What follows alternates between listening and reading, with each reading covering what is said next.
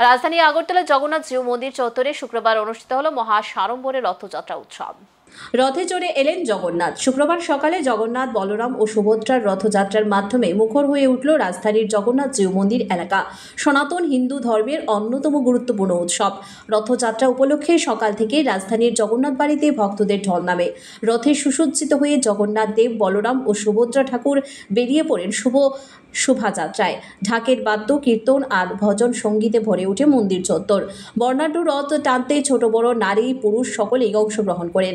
জগন্নাথ মন্দিরের সেবায়তরা জানায়, এই রথযাত্রা শুধু ধর্মীয় উৎসব নয়, এটি আমাদের সাংস্কৃতিক ঐতিহ্যের অন্তর্গত এক মানবিক মিলন মেলা। বছরের পর বছর ধরে এই রীতির ধারাবাহিকতা অটুট থেকে মানুষের মধ্যে ভক্তি, বিশ্বাস ও সাম্প্রদায়িক সম্প্রীতির বার্তা ছড়িয়ে দেয়।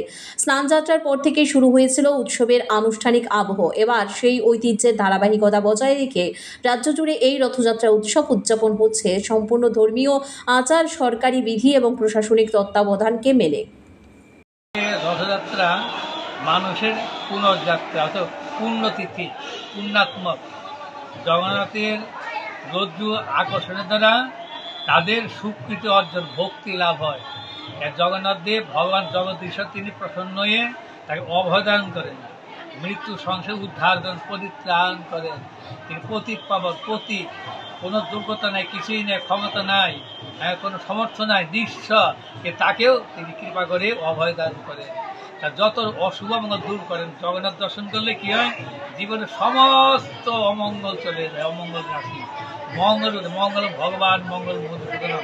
আর সেই জগন্নাথ, পতিত জগন্নাথের তিনি জগদীশ্বর, যে অনন্ত বিষ্ণুপুরের মালিক, যিনি তার আজকে সেই রথযাত্রা। তার ভক্ত ছিলেন ইন্দ্র মহারাজ, তাকে বলেছিলেন, আমি জ্যৈষ্ঠ মাসের শুক্লপক্ষের পূর্ণিমাতে আমি আবির্ভূত হব, তুমি রথে করে আমাকে ভ্রমণ করাবে। যারা আমার মন্দির করে, যারা আমার দিকে দর্শন করতে পারে না, অসুস্থ, বার্ধক্য, বৃদ্ধ, বালক, যুবক, অনেকে পারে না, অন্তত যারা বর্ণ বাহ্য, ব্রাহ্মণ, ক্ষত্রিয়, শূদ্র, বৈষ্ণব, আরও তো কত রয়েছে, তারা আমার মন্দিরে আসতে পারে, আমাকে দর্শন করে না। আমি তাদের দর্শন দিয়ে আমার অমৃত দৃষ্টি তাদের অমর ধামে তাকে স্থান দিব, অভয় দান করব।